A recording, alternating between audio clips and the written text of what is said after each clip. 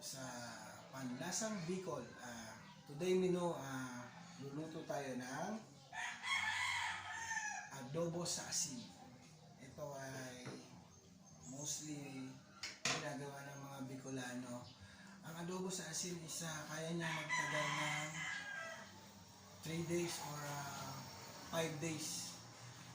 Ginagawa to ng mga lolo't lola namin before na pinipreserve nila. Nilalagay nila sa garapon.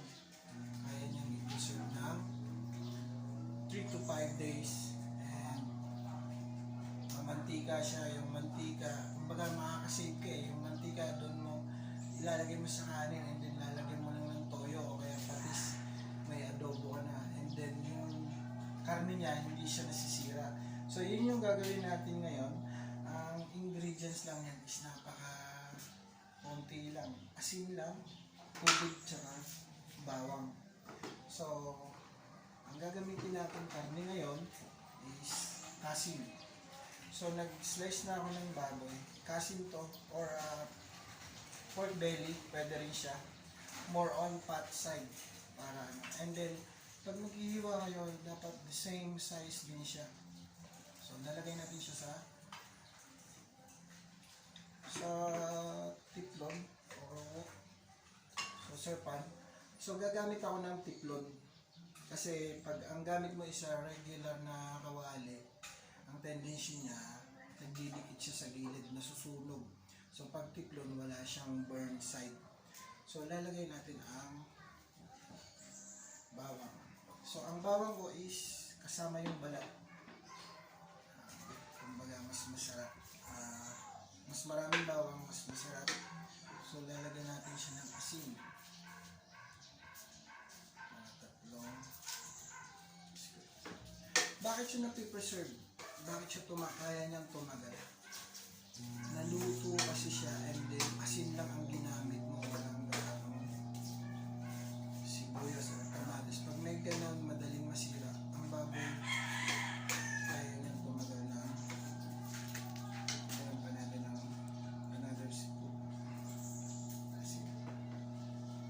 So, yung alat niya, kahit maalat siya, may-neutralize ng fats ng baboy na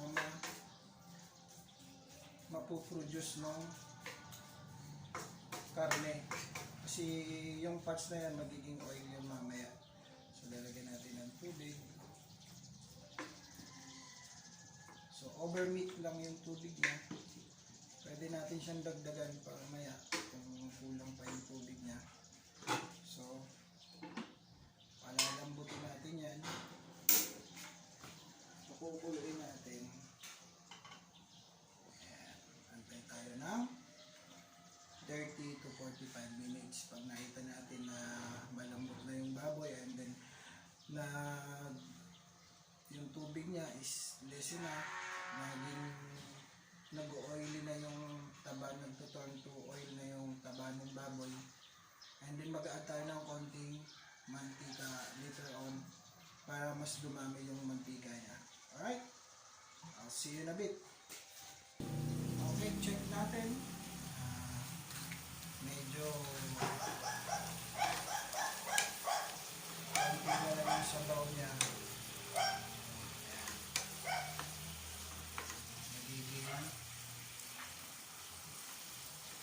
Mantika na yan. Antay pa tayo ng 3 minutes. Oh. Another 3 minutes to 5 minutes. Magiging mantika na yung sabaw niya later on. And sasampotsahin natin yan. Continuous lang yung sampotsa. And then, well, ang adobo sa asin, kaya niyang tumagal. Nilalagay ng matatanda sa amin yan sa Bicol. Pag mga ganito, lalo na ngayon crisis, kaya ito yung niluto ko. Para lang tips lang kung paano makapag-save or para kumbaga pang mahabang ulam. Ang iba kaya nilang i-store yung adobo sa asin ng 2 weeks or 1 week. Ganun. Pero nilalagay nila sa rep and then init na lang. Pero yung lulutuin ko ngayon consume right away, hindi naman to keep. Pero eto, mga tips ko lang, mga pwede mo siyang itabi kinabukasan o sa another 3 days, pwede pa siyang iulam. Hindi siya masisira agad. Lagay nyo lang sa ref, nasa jar lang siya, sealed siya, then init lang. Kagandahan nito, yung mantika niya, sabi ko nga, mantika lang niya, lagyan mo lang ng toyo, kaya patis, ulam na. Ganun kami kung paano makapag-survive sa Bicol noon. Kasi alam niyo, ang Bicol talagang lagi siyang pinatama ng bagyo. Minsan wala kami inaaming palay kasi talagang nawawash out ng bagyo. Then, kailangan maparaan ka kung paano ka mabubuhay sa Bicol. Andiyan naman lahat, malapit sa dagat, malapit sa bundok. Ayan na. Ano na siya sa magmamantika na siya. Pag ganyan na yung ano niya, texture niya, continuous lang yung ano niya, halo. Nakita niya, sinabi ko nga sa inyo, ginamit ko sa kanyang ano, pan is tiplon. Kasi kung hindi siya tiplon, yung regular na kawali, didikit yung mga yan. Ayan. Yung parang burn side niya. Kaya mantiga na siya, mantiga na siya. So, yan, continuous ang halo niya. Pwede mo siyang iwanan para ma-prito siya sa sarili ng mantika. Tawag sa Bicol niya paitos.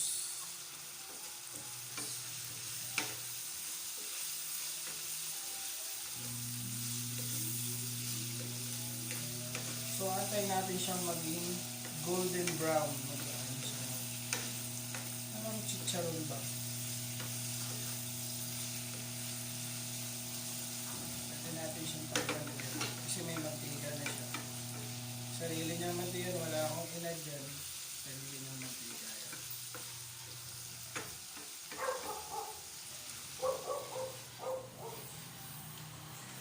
So, habang inaantay natin maluto yung adobo sa asin natin, gagawa tayo ng drinks na pwede natin i-pair sa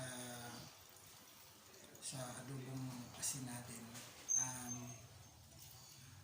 This time, lockdown tayo, alcohol ban, so gagawa lang tayo ng mocktails. Mocktails muna gagawin natin ngayon. So, ang gagawin ko ngayon is, I call it cucumber, mint, lemon smash. Cucumber, mint, lemon smash. Detox drinks, kumbaga, refreshing, something refreshing. Lalo na ngayon, mainit. So, gagawa tayo ng 3 slice ng mint. So, mamadal natin yan. And lemon.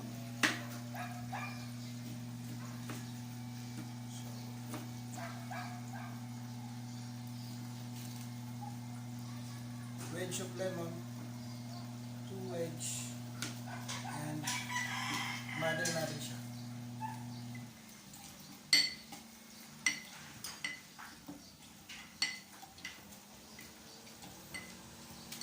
Bakit tayo nagmamadal?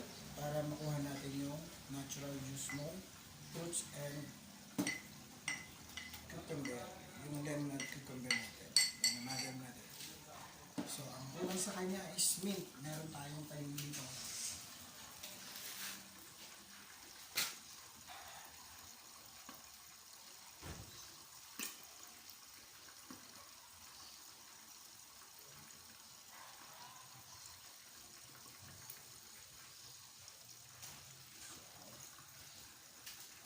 Siyempre, hugasan natin yan.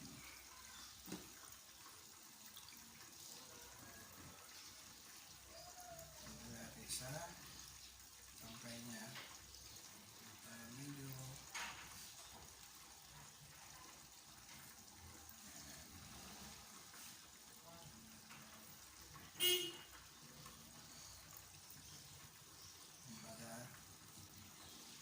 handful mint sprig ang ilalagay natin. Pagawin natin ng kaunti ko.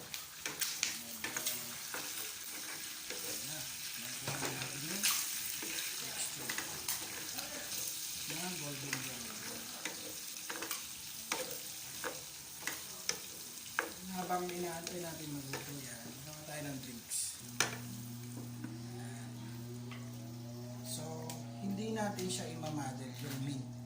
Kasi ang tendency pag minadel mo yung meat, magiging may package siya, may kait na hatid sa kanya. So, lalagyan natin siya ng ice cube. Packet with ice cubes. And of course,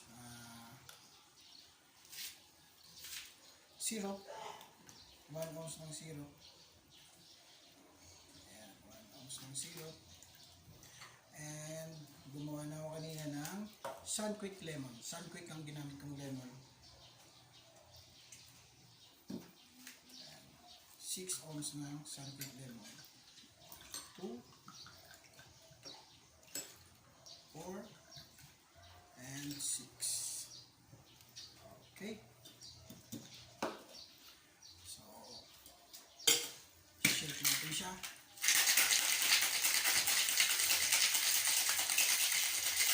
Seconds. And so transfer natin sa gorgeous glass natin. Pour. So ang methodology niya is model, shake, and pour. So add natin siya ng ice. And garnish natin siya ng fresh mint. And perfect yan sa drinks natin. Drinks natin yan along with adobo sa asin. So guys, adobo sa asin, mantika na siya. Sariling mantika niya yan. Dami, no? Yung mga lolo't lola namin na siguro yung mga millennial ngayon, hindi na nila alam to. O bibihira na nagluluto nito. So, plain lang siya. So, ngayon, kasi hindi naman namin siya ikikip. Kakainin din namin agad. So, dalawa lang ang narito ni Boogie. Parehas kami barako. So, gagawin namin is lalagyan namin siya ng sili. Kumbaga, Bicolano style. Optional lang to. Nasa iyo yan. Kung may mga kids, syempre, huwag yung lagyan ng sili. Ngayon, lalagyan natin siya ng sili. May sili ako rito.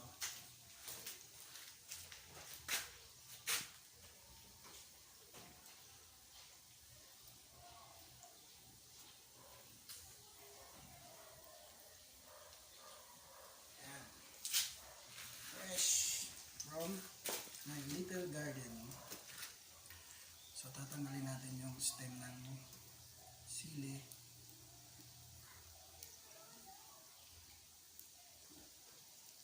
So nga pala, pag ganyan na nasa process na kayo ng para maging golden brown siya, hihinahin niyo yung apoy. Ayan na. Tapos meron akong kinabi kanina kasama ng mga garlic. Half slice.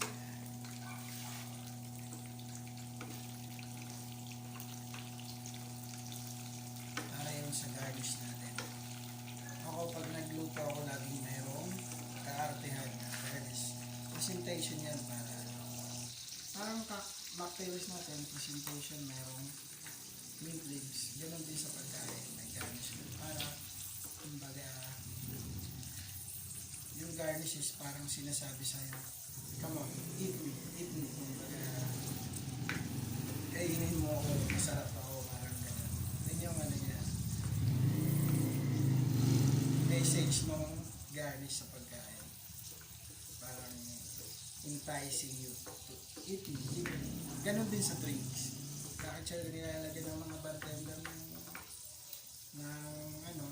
garnish is to entice you na masarap yung cocktails or drink me. Ganun yan. gusto nating makuhang texture is yung ganyan, golden brown. So, antay pa tayo ng konting maybe another 5 to 10 minutes to ano.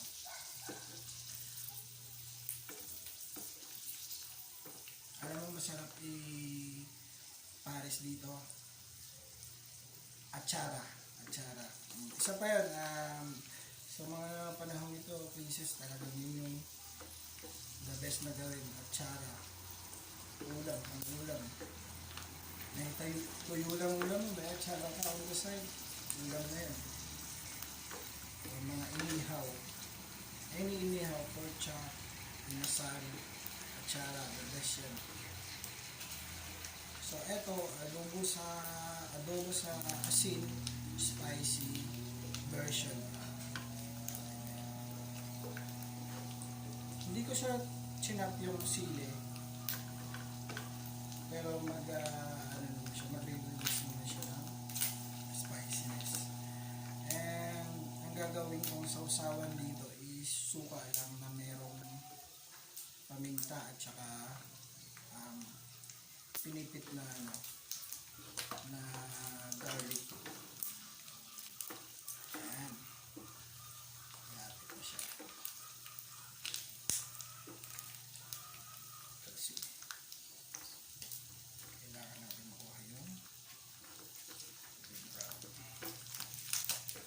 Malapit na siya.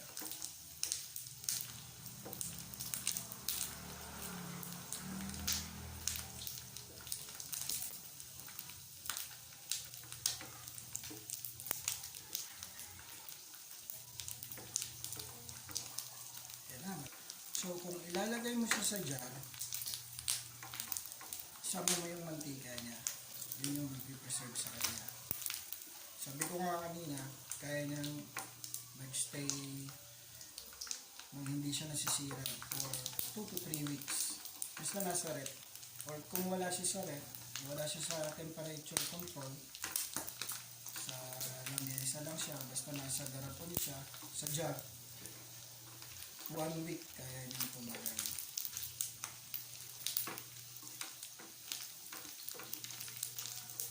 Itong niluluto ko to, ito yung mga tips ko sa mga nanay dyan or mga padre de pamilya.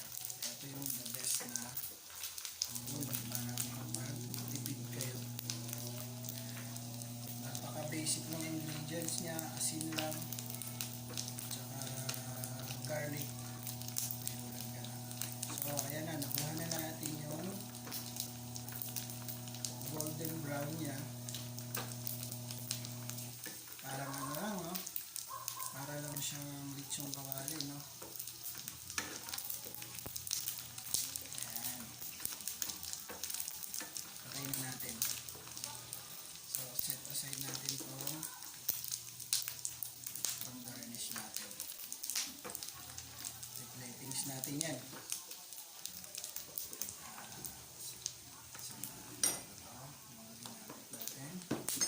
Pinakain ko konti pag nagluluto or nagtitimpla tayo. Laging clean your area. So, platings na natin siya.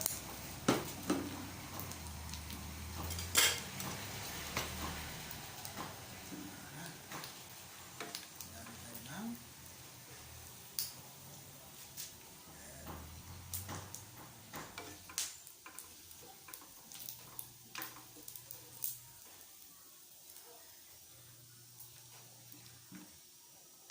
guys, pag mayroon kayong gustong i-request na lulutuin ko, comment lang kayo and then babasahin natin yan. May time tayong lulutuin natin yan. Ay, sarap niyan yung garlic, ayan o. So, lalagyan natin itong dalawang sili.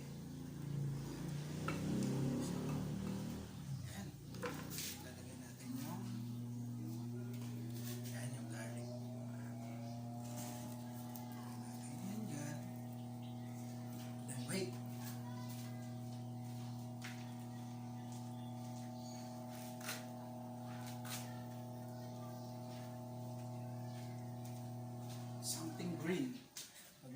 garnish tayo dapat merong something green or catchy, kumbaga dun sa, kasi lahat yan golden brown, so something green.